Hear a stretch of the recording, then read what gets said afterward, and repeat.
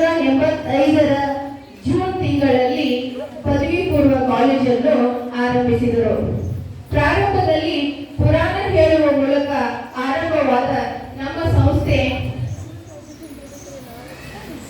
ಗುರುಗಳ ಕೋರಿಕೆಯ ಮೇರೆಗೆ ಬಾಲವಾಡಿ ಆರಂಭಿಸಿ ಕೇವಲ ಸಣ್ಣ ಮಕ್ಕಳಿಗೆ ಶಿಕ್ಷಣ ಕೊಡುವ ಉದ್ದೇಶ ಹೊಂದಿದ ಸಂಸ್ಥೆಯು ಬರುಬರುತ್ತಾ ಪ್ರಾಥಮಿಕ ಶಾಲೆ, ಪ್ರೌಢಶಾಲೆ, ಕನ್ನಡ ಮತ್ತು ಇಂಗ್ಲಿಷ್ ಮಾಧ್ಯಮ, ನಂತರದ ದಿನಗಳಲ್ಲಿ ಜ್ಞಾನ ದಕ್ಷತೆಯನ್ನು ವಿಸ್ತರಿಸುತ್ತಾ ಪದವಿ ಪೂರ್ವ ಕಾಲೇಜಿನವರೆಗೂ ಬೆಳೆದದ್ದು ನಮಗೆಲ್ಲ ಸಂತಸ ತಂದಿದೆ.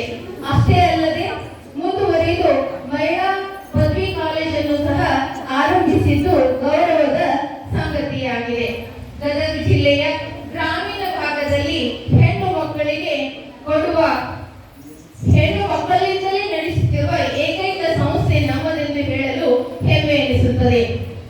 ಕಾಲೇಜಿನ ಆರಂಭದ ದಿನಗಳಲ್ಲಿ ಅಷ್ಟೊಂದು ಸುಖಕರವಾಗಿಲ್ಲ ಎಂದು ಹೇಳಬಹುದು. ಕಾರಣ ಕೇವಲ 2 ವಿದ್ಯಾರ್ಥಿಗಳಿಂದ ಆರಂಭವಾದ ಈ ಕಾಲೇಜು ಸಾಧನೆಯ ಮೆಟ್ಟಲೇರುತ್ತಾ ಇದು 277 ವಿದ್ಯಾರ್ಥಿನಿಯರನ್ನು ಹೊಂದಿ 9 ಬೋಧಕ ಮತ್ತು 3 ಜನ ಬೋಧಕೇತರ ಸಿಬ್ಬಂದಿಯನ್ನು ಹೊಂದಿ ಪ್ರಗತಿಯ ಮೆಟ್ಟಿಲೇರುತ್ತಾ ಸಾಗುತ್ತಿರುವುದು ನಮಗೆಲ್ಲ ಸಂತಸ ತರುತ್ತಿದೆ. ಕಳೆದ 8-10 ವರ್ಷಗಳಿಂದ ನಮ್ಮ ಕಾಲೇಜಿನ ದ್ವಿತೀಯ PUC ವಾರ್ಷಿಕ ಪರೀಕ್ಷೆಯು ಫಲಿತಾಂಶವು 75ರಿಂದ 80ರ ಆಸುಪಾಸಿನಲ್ಲಿದ್ದು ನಮಗೂ ಮತ್ತು ನಮ್ಮ ಆಡಳಿತ ಮಂಡಳಿಯವರಿಗೂ ಸಂತೋಷವನ್ನುಂಟು ಮಾಡಿದೆ.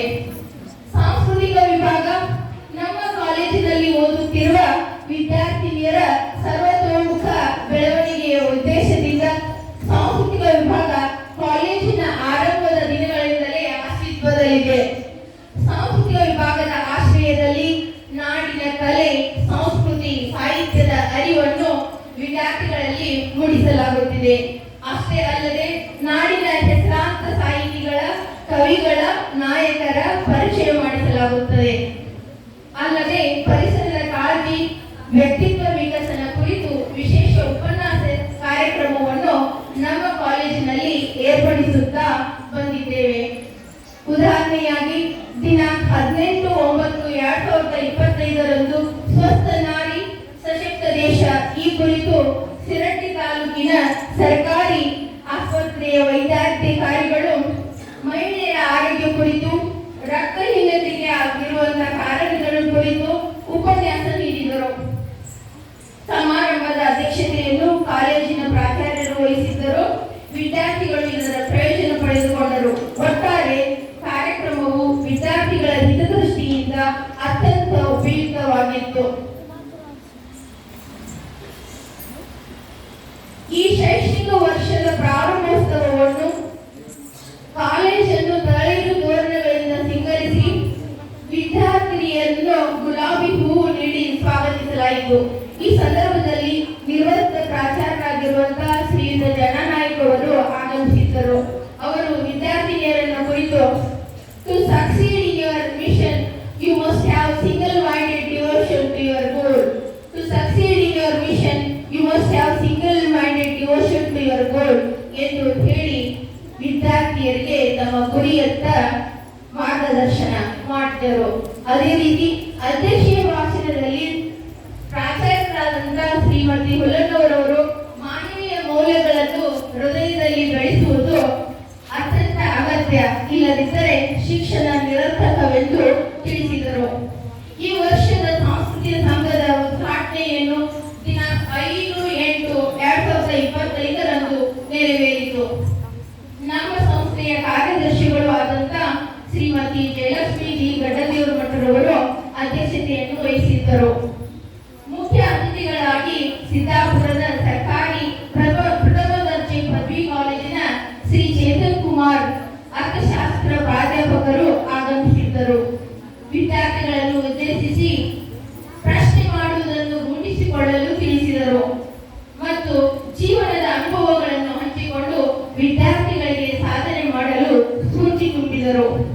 ನಮ್ಮ ಸಂಸ್ಥೆಯ ಸದಸ್ಯರು ಉದ್ಘಾಟಕರಾಗಿ ಆಗಮಿಸಿದ ಶಾರಕ ಟಿ ಮಾಂಸೆಟ್ಟರವರು APJ ಅಬ್ದುಲ್ ಕಲಾಂ ಅವರ ಬಡತನದ ಜೀವನ, ಅವರು ನಡೆದು ಬಂದ ದಾರಿ ಜೀವನದಲ್ಲಿಯೂ ಅವರು ಎದೆಗುಂದಲಿಲ್ಲ.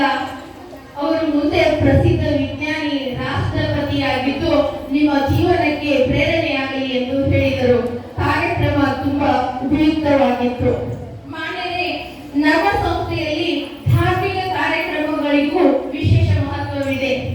ಶ್ರಾವಣ ಮಾಸದಲ್ಲಿ ತಿಂಗಳ ಪರ್ಯಂತ ನಡೆಯುವ ಧಾರ್ಮಿಕ ಕಾರ್ಯಕ್ರಮ ನಮ್ಮ ಉಪನ್ಯಾಸಕ ಬಳಗವು ಧರ್ಮದ ಮಹತ್ವ, ಆಚರಣೆ ಮತ್ತು ಶರಣರ ತತ್ವ ಆದರ್ಶಗಳ ಬಗ್ಗೆ ಪ್ರವಚನ ನೀಡಿ ಜೀವನದ ಮೌಲ್ಯಗಳನ್ನು ತಿಳಿಸಿದ್ದಾರೆ.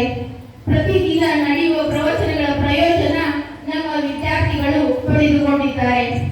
ಸಾಂಸ್ಕೃತಿಕ ಸಂಘದ ಆಶ್ರಯದಲ್ಲಿ ಅಕ್ಟೋಬರ್ 2ರಂದು ಮಹಾತ್ಮ ಗಾಂಧಿ ಜಯಂತಿ, ಲಾಲ್ ಬಹದ್ದೂರ್ ಅವರ ಜಯಂತಿ, ನಂತರ ಕನ್ನಡ ರಾಜ್ಯೋತ್ಸವ, ಮಕ್ಕಳ ದಿನಾಚರಣೆ, ಕನಕ ಜಯಂತಿ, ವಾಲ್ಮೀಕಿ ಜಯಂತಿ, ನಾಡಪ್ರಭು ಕೆಂಪೇಗೌಡರ ಜಯಂತಿ ಆಚರಿಸಿ ಅವುಗಳ ಮಹತ್ವ ತಿಳಿಸಲು ಹಲವಾರು ರಚನಾತ್ಮಕ ಕಾರ್ಯಕ್ರಮಗಳನ್ನು ನಡೆಸುತ್ತಾ ಬಂದಿದ್ದೇವೆ.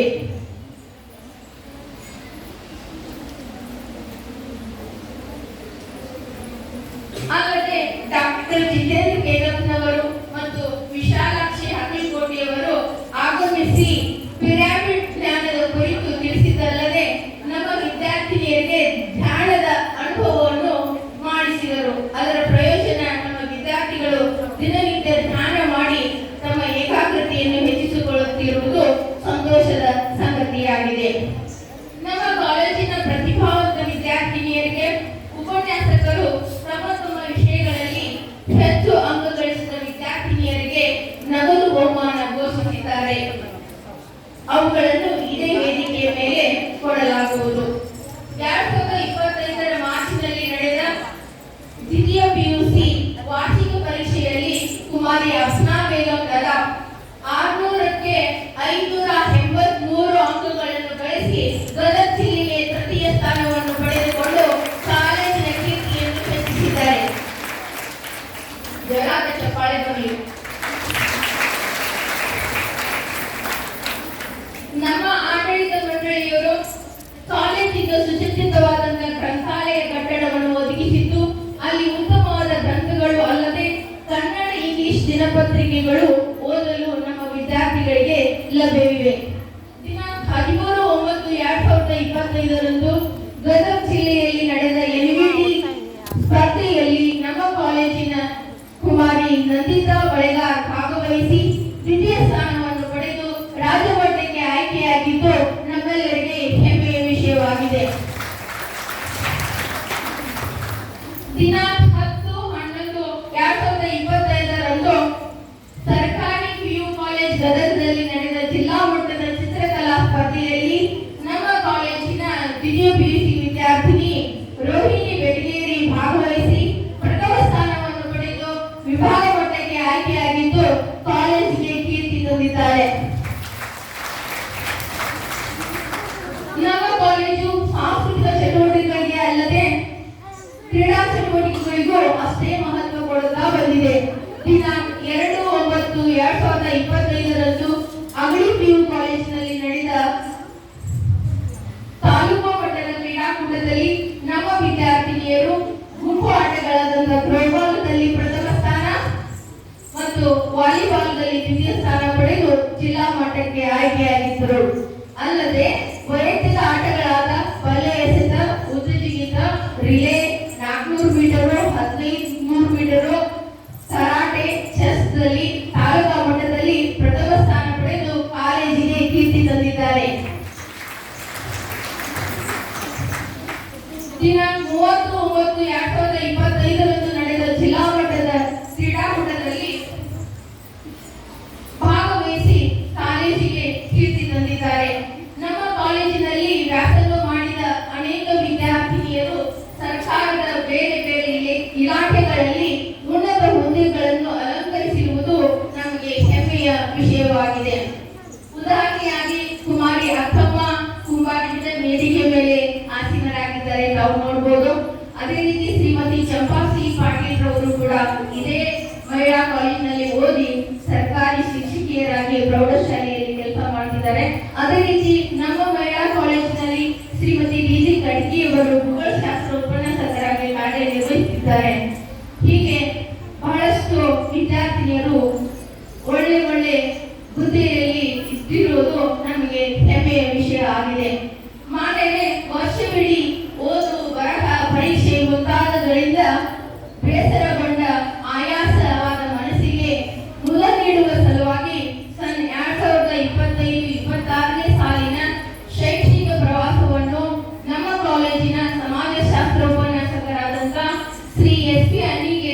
ಹಾಗೂ ಶ್ರೀಮತಿ ಅರ್ಚನಾ ರಾಯ್ಕರ್ ಹಿಂದಿ ಉಪನ್ಯಾಸಕಿಯರು ಹಾಗೂ ಸಿಬ್ಬಂದಿಯವರ ನೇತೃತ್ವದಲ್ಲಿ ದಿನಾಂಕ 22-23 ಡಿಸೆಂಬರ್ 2025ರಂದು ಪ್ರೇಕ್ಷಣೀಯ ಸ್ಥಳಗಳಾದಂತಹ ಸಿರ್ಸಿ, ಬನವಾಸಿ, ಹೊನ್ನಾವರ್, ಮುರುಡೇಶ್ವರ್, ಕೊಲ್ಲೂರು, ಉಡುಪಿ ಮತ್ತು ಸಿಗಂದೂರು 2 ದಿನದ ಪ್ರವಾಸ ಕೈಗೊಳ್ಳಲಾಗಿತ್ತು.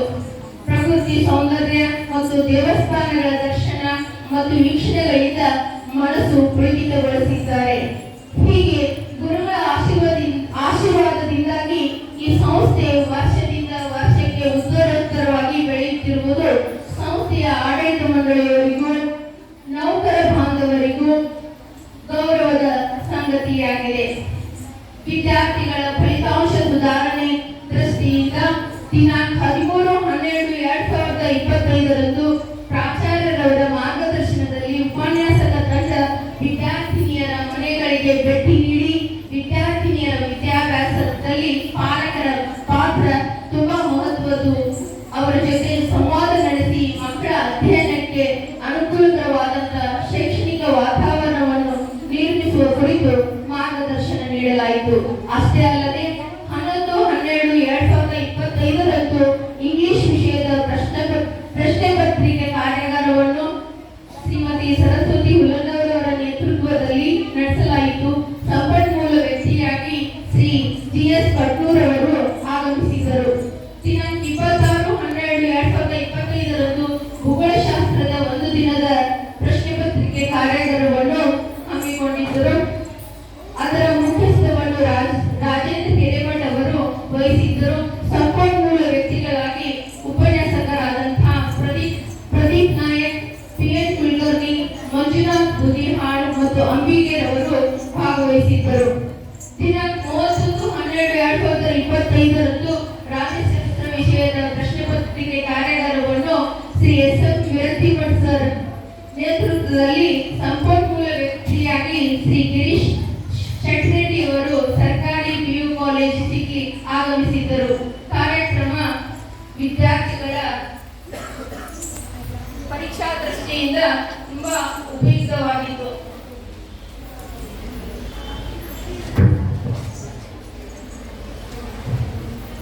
ನಮ್ಮ ಕಾಲೇಜಿನ ಎಲ್ಲ ಉಪನ್ಯಾಸಕರು ವಿದ್ಯಾರ್ಥಿಗಳು ಹೆಚ್ಚಿನ ಸಂಖ್ಯೆಯಲ್ಲಿ ಪಾಸಾಗಲು ಪ್ರಯತ್ನಿಸಿದ್ದಾರೆ. ಅವರಿಗೆ ನನ್ನ ವೈಯಕ್ತಿಕ ಧನ್ಯವಾದಗಳನ್ನು ತಿಳಿಸುತ್ತೇನೆ.